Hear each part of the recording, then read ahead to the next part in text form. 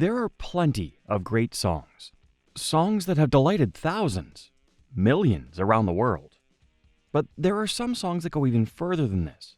They come to define a generation, and they sound just as fresh and exciting as they did back when they were first released.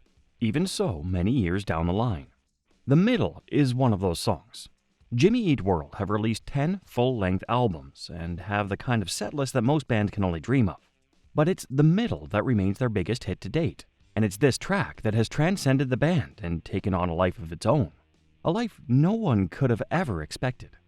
This is the story of how it all went down, how 4 kids from Arizona conquered both the emo scene and the mainstream music industry, and how it very nearly didn't happen at all. Jimmy Eat World formed in Mesa, Arizona in 1993, when high school buddies Jim Adkins, Tom Linton, Zach Lind, and Mitch Porter got together to form a band. Originally, Linton was the main vocalist, with Adkins providing guitar and backing vocals, while Porter and Lind handled drums and bass. This might come as a surprise for some, with Jim Adkins becoming the group's lead singer further down the line, and sharing his own first name with that of the band. Some people believe that Jimmy Eat World was Adkins' thing. In fact, Adkins isn't even the Jimmy from the band name. That honor belongs to Tom Linton's brother. When Linton's brothers, Ed and Jim, had a fight one time, an angry Ed drew a picture of Jim chowing down on a globe. The caption? Jimmy Eat World. So the band had their name, and they had songs too. They began recording demos, which evolved into their first full-length album, self-titled in 1994. With Jim and Ed Linton on the front cover, the record was released on Wood and Blue and limited to 2,000 copies. It wasn't much, but it was a start. A split single with fellow Wood and Blue band Christie Front Drive had a far bigger impact on their career. When Capitol Record expressed their interest in Christie Front Drive, the CFD guys directed the label to the split. Jimmy Eat World were now on Capitol's radar, and it wasn't long before they got signed. It was at this time that Jimmy Eat World went through its only lineup change to date. Mitch Porter left, and Rich Birch replaced him on bass. The foursome hit the studio and recorded their first record for Capitol. Whether it was the influence of Birch, the influence of Capitol Records, or something else, this was a big shift for Jimmy Eat World. They'd spent the last few years playing ragged skate punk, but with producer Mark Trombino, they were developing a new sound. Static Prevails, released in 1996, feature that trademark emo rock sound Jimmy Eat World would become famous for, and with tracks like Call It in the Air, the band were already building a setlist that could enrapture audiences coast to coast. Something special was happening, but what came next would throw everything into jeopardy.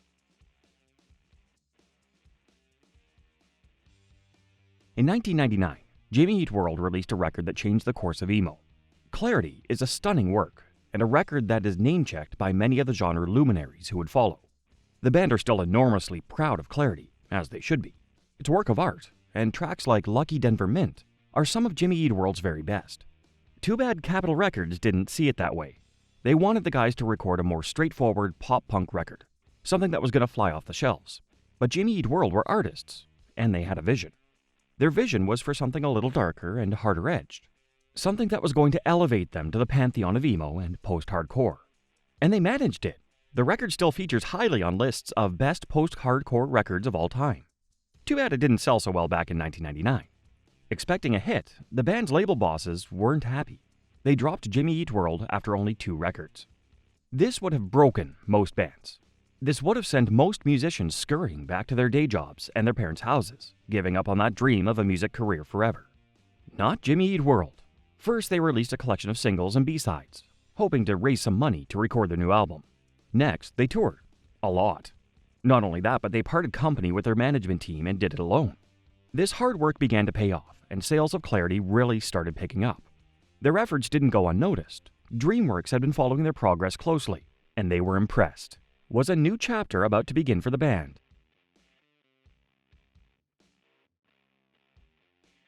By 2001, Jimmy Eat World should have been huge. To an extent, they were. They'd released 2 acclaimed records, and they were building a committed fanbase.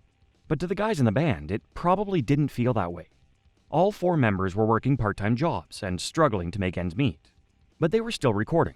By the end of 2000, they still didn't have a label, but they did have a record. They'd recorded a full album's worth of tracks with Mark Trombino. Once they found a label for the record, they were sure it was about to blow up in a big way. In spring of 2001, Jimmy Eat World met with a whole host of different labels. they decided to go with DreamWorks. And in July 2001, the band put out Bleed American. It's no exaggeration to say this was the album that changed everything. It really did. You might have heard Lucky Denver Mint on the radio back in '99, or caught it on the Never Been Kissed soundtrack. But the tracks from Bleed American were different. They were inescapable, gaining serious radio airplay and appearing everywhere from commercials and teen TV dramas to your mom's gym playlist. So what were these songs? Well, first up you had Bleed American itself, the first single from the album, featuring the kind of spiky dynamic guitar that made Clarity such a success. The band had taken the template they'd laid down, and they'd improved upon it. Jimmy Eat World had out-Jimmy Eat Worlded themselves.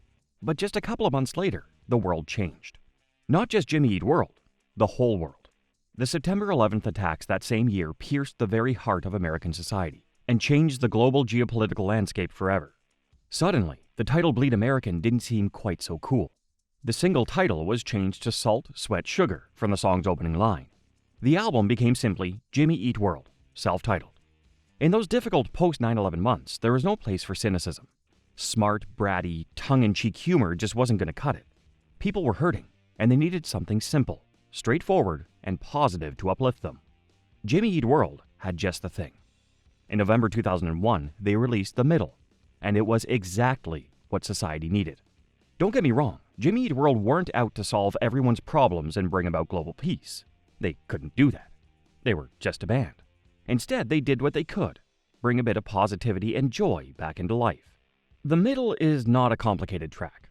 Jimmy Eat World are not Tool or System of a Down. If you can learn 3 chords and 5 notes, then you can play this song on guitar, even if you've never touched a guitar in your life. And this is all part of its appeal. That irresistible riff, the clean neatness of the record progression, the lyrics. Hey, don't write yourself off yet. It's only in your head you feel left out or looked down on. These are simple words, but they have a profound effect. Everything will be just fine. Everything will be all right. Maybe, just maybe, everything was going to be just fine. Maybe everything was going to be all right. The Middle was a huge hit. How the heck were Jimmy Eat World going to follow this up? Well, no sweat. They had Sweetness in their locker. Sweetness wasn't quite as era-defining as The Middle, but it was super catchy, expertly crafted, and beloved by almost everyone who heard it. It really enforced Jimmy Eat World's position as real, bankable mainstream talent. But would that mean alienating the fans who had brought them this far? Not if Jimmy Eat World could help it. They got out there and they hit the road in a big way, sharing stages with the likes of Weezer and Green Day, 2 more alt-rock crossover giants. The band were now playing to much bigger audiences. Many of these fans had been here before. They'd seen Jim Adkins and the others perform, and they knew what these guys were about. But many hadn't, and perhaps they were surprised. Up there on the stage were 4 normal guys who genuinely cared about their fans, and had something to share. They weren't rock stars in that traditional sense. They weren't trashing hotel rooms and being assholes. Their sincerity and humility shone through, and this fed the connection with fans. But where would the band go from here? Would they play it safe with Bleed American Mark II? Or would they flip the script and do their own thing?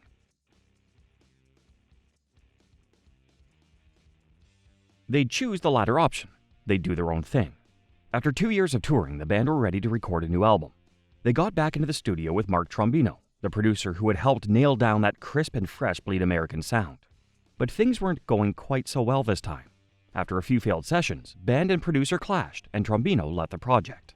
I wouldn't want to work with people who aren't extremely passionate about their ideas and their contributions, Jim Adkins said about Trombino's departure. After taking a break, Jimmy Eat World teamed up with Gil Norton, who had produced records for bands like Dashboard Confessional and The Distillers. The result was Futures. Released in 2004, Futures represents a point of maturation for the band. Jimmy Eat World explored heavier territories than they had before. The gothic elements of hit single Pain showed that the band were ready to mix it up with their more extreme emo contemporaries. But there were frailties and vulnerabilities too. Follow-up single Work is a shining example of this, a delicate ballad that would soundtrack the lives and relationships of Jimmy Eat World's growing fanbase. Futures wasn't an earth-shattering hit. Neither Work nor Pain tore up the charts the way The Middle had. But that didn't matter. The album was respectable commercially and warmly received by critics. They weren't just those guys who did The Middle. They were building a strong body of work that put them among the emo rock greats. But how long could they keep that up for? Jimmy Eat World hadn't just ridden the wave of emo and pop-punk popularity in the early 2000s. For many, they were that wave. The scene just wouldn't have sounded the way it did without the middle and sweetness. But things were changing in 2007. The mainstream was still into guitar music, but it was of the indie rock variety, as bands like The Killers and Kings of Leon unleashed their most polished, pop-friendly records to date. How were Jimmy Eat World going to fit into this? As it turns out, pretty well. 2007's Chase This Light is one of the band's best-loved records, and a real statement of just what the group was capable of. Jimmy Eat World had gotten pretty dark on Futures, working with Chris Testa, famed for his production work with artists as diverse as Paul Simon, Pink, and the Dixie Chicks. The band set about recapturing some of the light, love, and positivity of their earlier work, just with a more polished sound. Tracks like Big Casino and Always Be have become staples of the band's sets. Fans really responded well to these additions to the Jimmy Eat World canon, and not just because of Testa's sparkling production. Adkins described Big Casino as a loser anthem, as a song examining burnout and a need for success. He spoke of the album as a whole as about staying self-aware in the middle of a special experience and trying to find a feeling of discovery. These were philosophical themes audiences could really get on board with. The record sold well too, enough to keep them signed to Interscope, who had absorbed DreamWorks in 2004. So they must have been doing something right. For the next record, Invented, Jimmy Eat World got back together with Mark Trombino. The hatchet was buried, the guys were all buddies again, and they were ready to make music. Atkins' approach to this record was a little different. He'd set himself a writing challenge. He'd stare at photographs and note down backstories and invent contexts for the images he saw. Later, while he was writing, he'd find those ideas working their way into the songs. This unique way of conceptualizing and creating is really evident on the record. Invented is a string of vignettes that capture individual moments in the way that photographs do. But it also tackles more universal themes that resonate with audiences. Themes like searching for individuality and identity, and trying to make your own way in the world. The addition of Courtney Marie Andrews and Rachel Hayden on backing vocals also helped bring a new sound to the album, adding more dynamism and depth to the recording. But with Invented released, the band had finished their contract with Interscope. They were without a label for the first time in years, basically homeless in musical terms.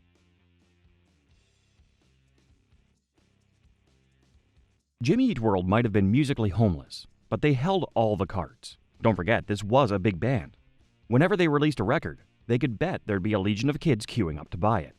So they could pick and choose when it came to labels. Eventually, they settled on Sony subsidiary RCA, releasing the critically acclaimed Damage in 2013. Jimmy Eat World were certainly looking forward, but they understood just how important those early releases were. As 2016 loomed, the band felt they needed to do something special, something that would mark 15 years since the release of Bleed American. They decided to hit the road again, performing Bleed American in full. The songs didn't sound quite the same as they did on the record. Everyone was a decade and a half older after all. But their performances added new life to those beloved classics. Performing to a multi-generational audience, fans who had been there for the long haul, and new arrivals who were just getting into the band, really underlined the power of that record. Jimmy Eat World are not one-trick ponies by any stretch of the imagination. They haven't been dining out off the middle for years. A listen to any one of their records will tell you that. But with Bleed American, they'd created something incredible, which had stood the test of time. In 2019, the band released the appropriately titled Surviving. Another hit for the band, the record melded different aspects of both Bleed American and Futures, creating something new in the process. But maybe Surviving isn't such an appropriate title, because these guys, now more than 3 decades since they first got together, are doing more than surviving. They're thriving. Jimmy Eat World are still with us. They're still touring, still putting those amazing songs out there for everyone to vibe with. But in some ways, the middle has transcended the band. It now stands apart from the 4 guys who wrote and performed it for the first time. Maybe this is because it's appeared in so many other arenas. From movies and TV shows through to commercials. We've all heard the middle in another context, divorced from the band that created it. But more than this, I think it's because of the personal resonance the song has for so many of us. It soundtracked our lives at a critical time in world history, and it kept on soundtracking our lives as the years went by. It's this deep, personal connection that has made the middle so timeless. Today, listeners young and old recognize the track as a stunning piece of musical artistry. That positive message still rings true, even after so many years. Thanks for joining me on this one. If you're in the mood for another pop-punk deep dive, I've got another one coming right up. Don't forget to let me know what you'd like me to cover next in the comments. And like and subscribe.